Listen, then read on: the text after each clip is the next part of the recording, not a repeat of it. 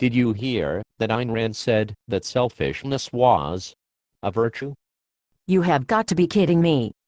My pastor, my politicians, and my public teachers and college professors have all been telling me that selfishness is the root of all evil.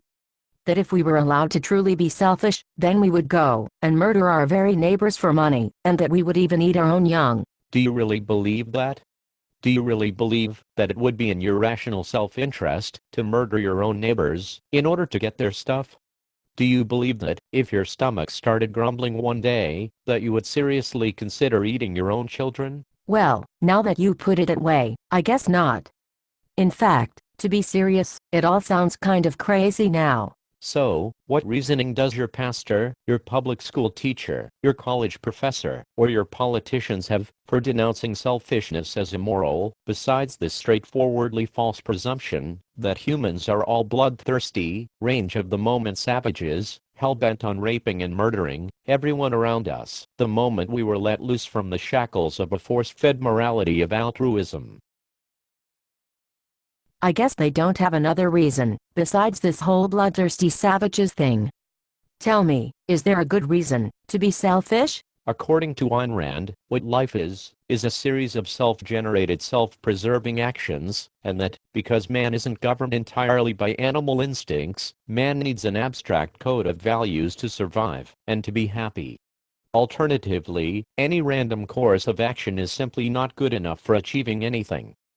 And, since man is a creature capable of the sublime state of personal happiness, or, in its absence, capable of a terrible and protracted despair, it follows that man should act, and should be allowed to act, on his very own continually revised plan, for a value-gaining course of action, in his life. You know, when you put it that way, man doesn't seem like such a savage bloodthirsty brute, and selfishness doesn't seem like it is actually the root of all evil. If we were motivated to improve our own happiness, and we weren't some savage brutes waiting to be let loose on our neighbors, and on our own kin, then this kind of morality would be good for everybody, at least for everybody willing to take some personal responsibility for their life, and for their actions. But what about those who don't want to take personal responsibility for their lives, and for their actions? Those people tend to become pastors, public school teachers, college professors, and politicians. Don't get me wrong. Not all pastors, teachers, and politicians are bad. It's just that those are the precise professions where you can get by, or even temporarily succeed, by promoting personal irresponsibility and the looting of your neighbors. I never thought of it that way.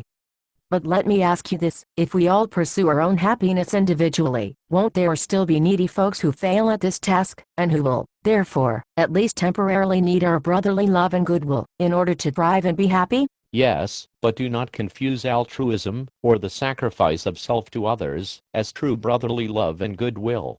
True brotherly love and goodwill flow from being successful at living your own life well in the first place, not from the opposite action of living, primarily for the sake of others. So, what you are saying is that if I do not lead my life well, that I will not be in a good position to help others, if I should choose to. Yes. And that, if I do happen to live my life well, and seek out my personal happiness using unfettered self-determination, that I would be in a better position to help others, if I should choose to. Yes. And that, if other people, whether they happen to be a pastor, a school teacher, a college professor, or a politician, if other people seek to deny me the self-determination required for my own happiness, and, instead, they morally shame me into living primarily for others for the very sake of the sacrifice itself, that is not just wrong, in that it will fail to produce the intended result of happiness, but that it is also potentially evil, because it sanctions destructive behavior and ill-gotten gains?